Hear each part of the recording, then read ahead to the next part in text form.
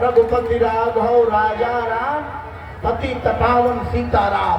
सब माता जी लोग गा रही थी, रघुपति राघव राजा राम, पति तपावन सीताराम। एक मैया जी नहीं बोल रही थी। हमने कहा कि माता जी आप काहे नहीं बोल रही है? कई महाराज जी क्या करें, बार बार जो आप तपावन कह रहे हैं तो हमारे पति का नाम तपावन है, तो बताओ पति का नाम मैं कैसे लूं?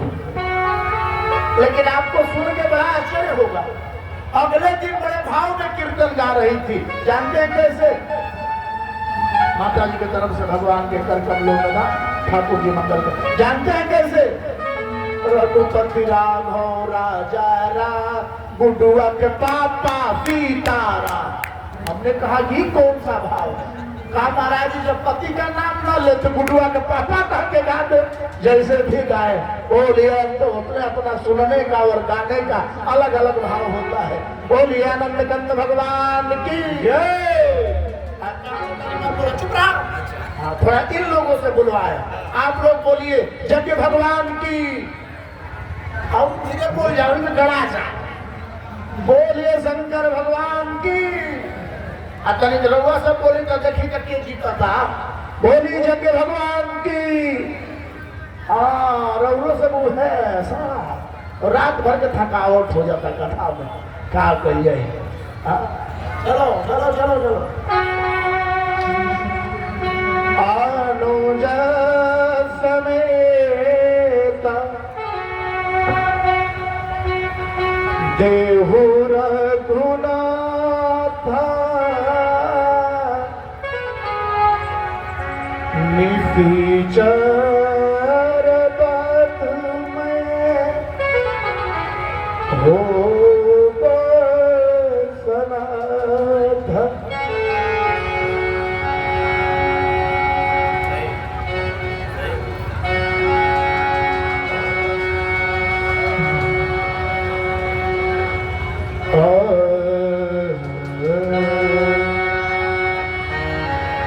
अनुज समेत देहु रघुनाथ, अनुज समेत देहु रघुनाथ, अनुज समेत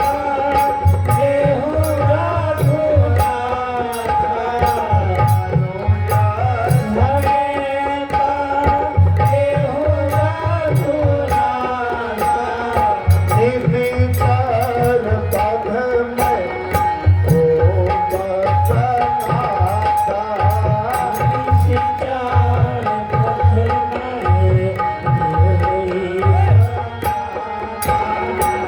अनुज समेत देहु रघुनाथ,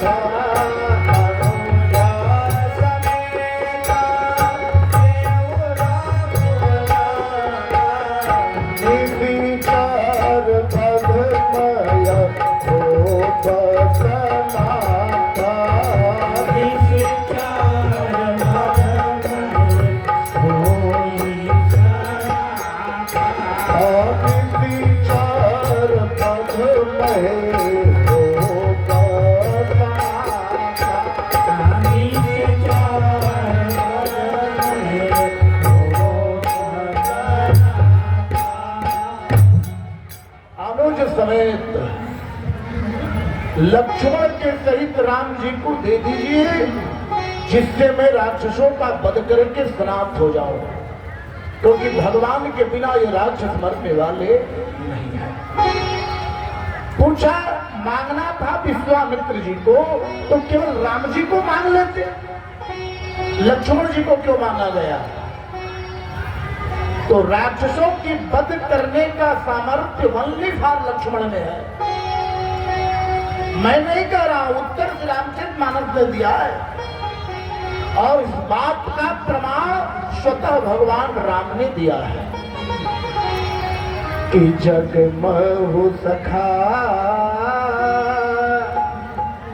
निशाचर जेते, अलक्ष्मण हनई निमिष माहुते। ब्रह्मांड में जितने राक्षस हैं सभी राक्षसों को पल भर में संहार कोई करने वाला है तो लक्ष्मण है। क्यों? भगवान राम को ध्वजा कहा गया है, झंडा। कुछ गुण बात भी सुन लो, पढ़े लिखे लोग बैठे हैं। भगवान राम को झंडा कहा गया है और लक्ष्मण जी महाराज को डंडा कहा गया है। याद रखना, रघुपति कीरति विमल पताका, दंड समान भयउ जस जाता। और झंडा ऊंचाई तभी पाता है जब वो डंडे में लगा रहता है। झंडा से अगर डंडा हटा दिया जाए ना तो झंडा गिर जाएगा। झंडा को ऊंचाई देने वाला डंडा है, उसी तरह भगवान राम को ऊंचाई देने वाले मानस में डंडा रूपी लक्ष्मण है। इसलिए अनुज समेत देव रघुनाथ निश्चर बध मैं होम सनाथा, मैं निश्चरों का वध करके सनाथ हो जाऊंगा। राम लक्ष्मण को देखो। इतना सुनते ही दशरथ जी महाराज गिर पड़े हैं। मुनि जी, आप धन ले लो, दौलत ले लो, कोष ले लो, सेना ले लो, फौज ले लो, राम को मत लो, राम को मत लो, राम को नहीं। और सत्य है कि राम को कोई देना नहीं चाहता है। और दशरथ जी दे भी कैसे सकते हैं? कहा क्यों? कहा राम जी दशरथ जी के मेहमान हैं, राम जी पर दशरथ जी का कोई अधिकार नहीं है। दशरथ के घर में मेहमान बन के आए और भगवान मेहमान बन के आपके दरवाजे पर कब आते हैं? कहा जब राम जी प्रकट हो गए। भाई प्रकट कृपाला, कृपा करके आए हैं। अब आपके दरवाजे पर कोई मेहमान आए, अब कोई आकर कहे कि भैया अपने मेहमान को हमारे घर भेज दो, भेज दोगे? दशरथ जी ने कहा आपने जिनको मांगा है उन पर मेरा अधिकार ही नहीं, मैं कैसे दे दूं? और ये नहीं कहा, मना भी नहीं किया। विश्वामित्र जी ने कहा कि वचन क्यों दिया? कहा मना कहां कर रहे हैं? राम देते नहीं बनई गोसाई, राम देते केवल बनता नहीं, बनता नहीं है। राम देते नहीं बनई गोसाई, केवल राम को देते, बनता नहीं, बनता नहीं। अच्छा, तब वशिष्ठ जी आ गए और वशिष्ठ जी ने बहुत समझाया। तब वशिष्ठ बहुविधि समझाया। और क्या समझाया वशिष्ठ जी ने? वशिष्ठ जी ने कहा राजन जी, जो यज्ञ ने, आपको पता है आपके पास एक भी पुत्र नहीं थे तो आप मेरे पास आए थे। मैंने कहा यज्ञ कराओ, एक पुत्र के लिए आए हो ना, 4 पुत्रों का जन्म हुआ। और ये 4 पुत्र कैसे आए? यज्ञ से आए हैं। वाह रे राजन वाह, जो यज्ञ ने आपको 4 पुत्र दिया है उसी यज्ञ पर आज संकट है। 4 में से 2 मांगा जा रहा है, फिर भी यज्ञ में नहीं लगा सकते। क्या वृत्ति है आपकी? और सत्य है कि जो भगवान ने, जो यज्ञ ने आपको कृपा करके करोड़पति बनाया, क्या उस करोड़ों में से भगवान में 100 रुपया भी नहीं लगा सकते? और यही मानवीय वृत्ति है। व्यक्ति को जब सब मिल जाता है ना तो उसमें से निकालना नहीं चाहता है। एक बड़ा भारी कंजूस था। अब इतना बड़ा कंजूस कि क्या बताऊं, जीवन में कभी किसी को दान ही नहीं दिया। कोई दरवाजे पर आए तो कहते कि कह दो कि बाहर गए।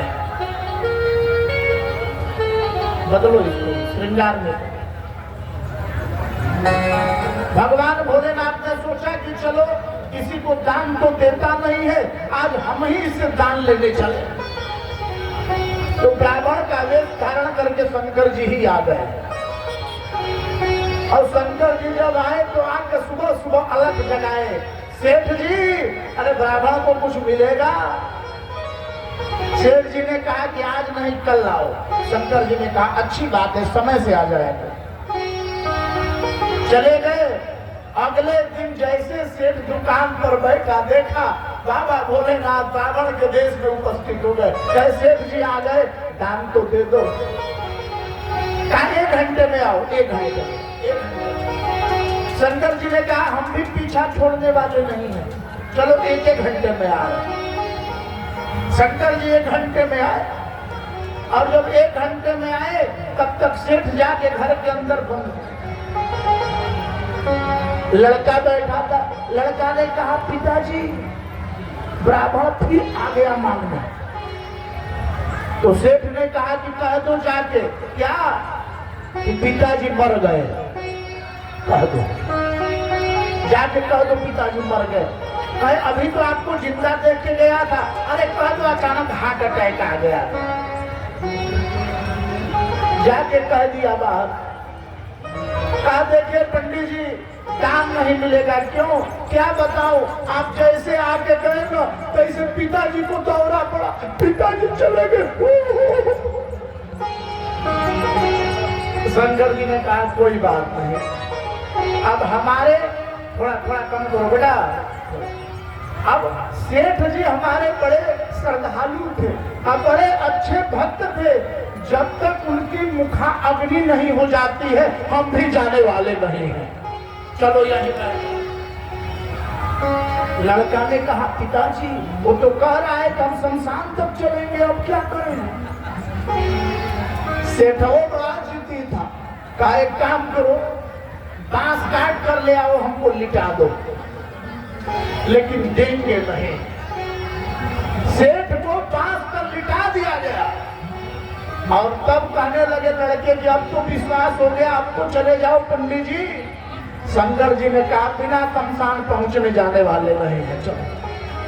अब सेठ को लेकर के चला गया। शंकर जी आ गया पीछे पीछे। अब निकली, सेठ मर गए, सेठ मर गए, हो गया। शमशान जब पहुंचे, चीता कहा पिताजी अब क्या करें? सेठवा ने कान में कहा चीता सजाओ तो पंडितवा चला जाएगा। चीता होता बड़ी सजा दी गई। कहा महाराज अब तो चले जाओ, देख रहे हो चीता सज गई है। शंकर जी ने कहा बिना आग लगाए हम जाने वाले नहीं है, पहले आग लगाओ। लड़के ने कहा पिताजी अब क्या होगा? सेठवा ने कहा कि आग लगा दो, मर जाएंगे लेकिन देंगे नहीं, लगाओ। शंकर जी मान गए। अब धीरे से जाके कान में कहे भैया तू जीत गया, हम हार गए, तू मर जाएगा लेकिन देगा नहीं, जाओ हम। कई बार ऐसे करोड़ी मल मिल जाते, कई बार देंगे, मर जाएगा देगा। वशिष्ठ जी ने कहा जो यज्ञ में आपको 4 पुत्र दिए हैं उसी यज्ञ पर संकट है। एक महात्मा आकर के 4 में से केवल 2 मांग रहा है, फिर भी देने में पीछे हट रहे हो, देने में पीछे हट रहे हो।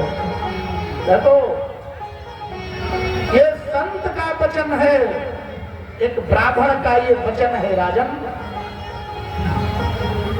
2 दे करके देखो, ये महात्मा 2 लेकर जाएंगे, लेकिन ये 2 पुत्र आपका जिस दिन लौटेंगे ना उस दिन 8 लेकर के लौटेंगे। 2 जो लगाता है ना भगवान उसको 8 ले देते हैं साहब, 8 दो देकर देखो, 2 दोगे ना 8, ये 8 बनकर लौटेंगे। और विचार करना लौटे कि नहीं लौटे। विश्वामित्र जी तो 2 ही ले गए ना, 2 ले गए थे, लेकिन जब वापस लौटे तो 4 राजकुमार 4 राजकुमारियों को लेकर लौटे। और स्पष्ट वहां लिखा है कि हमारे तो 4 ही है, तो 8 कहां से? तो मानस में गोस्वामी जी लिखे कि तब वशिष्ठ बहुविधि स्वयं उछाला। बहुविधि का मतलब क्या? घर में बहू के आने का नियम बता दिया कि बहू कैसे आएगी, अच्छी बहू कैसे आएगी, जो सास को थोड़ा कम मारे पीटे। अच्छी बहू कैसे आएगी? जिसका पुत्र यज्ञ में भाग लेगा उसके घर में मिलने वाली बहुरिया सीता के समान होगी, सीता के समान होगी। इसलिए अपने तो यज्ञ में आओ, इस यज्ञ के नियम को पुत्र को भी बताओ, पुत्री को भी लगाओ। अगर घर में बहू है ना तो बहू को भी इस यज्ञ में लाओ और यज्ञ का नियम समझाओ, आपका जीवन ही धन्य हो जाए।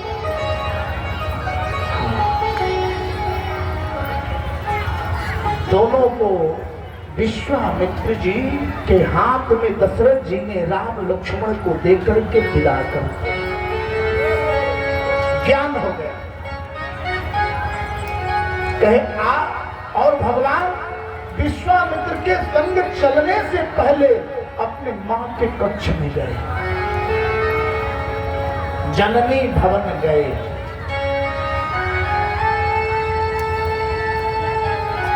अपने माता के पास ठाकुर जी गए विदा मांगने। पिताजी तो विलंब कर रहे थे, ध्यान से सुनना, लेकिन माता जी ने तुरंत आशीर्वाद देके कहा बेटा जल्दी जाओ, विश्वामित्र जी आपका इंतजार कर रहे हैं। एक वो माँ थी, एक आज की माँ है। क्या? अरे अभी से साधु महात्माओं के संग में रहोगे, पहले बीटेक करो। और उससे भी विचित्र बात है, बच्चा जब रात को रोए और बच्चा जब चुप न हो तो माता जी कहेंगे चुप हो जा, चुप हो जा, देख ले साधु बाबा बैठे हैं, देख ले, लेके चले जाएंगे तुझे। हमको समझ में आया ये साधु बाबा के लिए भी उपयोगिता है। अच्छा, एक माता जी तो हद कर दी। एक गांव में हम लोग 4-5 महात्मा जा रहे थे, एक बच्चा बड़ा रो रहा था। माता जी ने कहा चुप हो जा, देख साधु बाबा आ रहे हैं। हमने सोचा कहेंगे कि साधु बाबा लेके चले जाएंगे, लेकिन वो माता जी तो हद कर दी, कहीं चुप हो जा, देख साधु बाबा आ रहे हैं, ये साधु बाबा तुमको खा जाएंगे। हमने कहा कि अल्लाह, ये तो एक कदम, महात्मा लोग ऐसे बने हैं क्या बच्चों को खाने के लिए। एक बार तो महाराज हमारे गुरुजी बताते हैं कि वृंदावन में एक भाई साहब ने आके हमारा पैर पकड़ लिया। हमने कहा छोड़, अब हो गया ना, अब 1 मिनट तो हो गया, अब तो पैर छोड़ दो। कहा नहीं महाराज, एक थोड़ा आधा मिनट और रुक जाइए। हमने कहा आधा मिनट में क्या करना है? तब तक गुरुजी बताते हैं कि मेरी दृष्टि पड़ी जो पैर पकड़ा था उसके पत्नी के ऊपर। वो क्या कर रही थी? तो अपने बच्चे को जूस पिला रही थी, हमारे गुरुजी को दिखा रही थी, जल्दी जूस पी ले, देख साधु बाबा, देख साधु बाबा। तो वो पैर इसलिए पकड़ा था कि महाराज 1 मिनट और आपका पैर पकड़ लेंगे तो बच्चा हमारा जूस पी लेगा। वो प्रणाम थोड़ी कर रहा था, वो तो बच्चे को जूस पिला रहा था। महात्मा तो कैसे बने हैं, इसीलिए होते क्या, लेकिन बनो तो माँ कौशल्या की तरह। लक्ष्मण जी जब लंका विजय के बाद लौट करके माँ कौशल्या से कहते मेरे भैया जानती हो धनुष पर भंग कर दिया, स्पर्श करा करके पत्थर को नारी में परिवर्तित कर दिया, कि लोकपति विजयी रावण का वध कर दिया है। कौशल्या जी ने कहा भूल के ऐसी बात मत कहना, तेरे भैया ने कुछ नहीं किया। अरे मैंने आंखों से देखा और तू कह रहे ये भैया ने नहीं किया। कौशल्या जी ने कहा तेरा भैया ने नहीं किया है, जानता है कौन किया और कैसे ये सब हुआ? कहा मां कैसे हुआ? कौशल्या जी ने कहा केवल कौशिक कृपा सुधारे। विश्वामित्र जी जैसे गुरु की छत्र छाया मस्तक पर थी, इसलिए राक्षस सब मारे गए हैं गुरुजनों की कृपा से।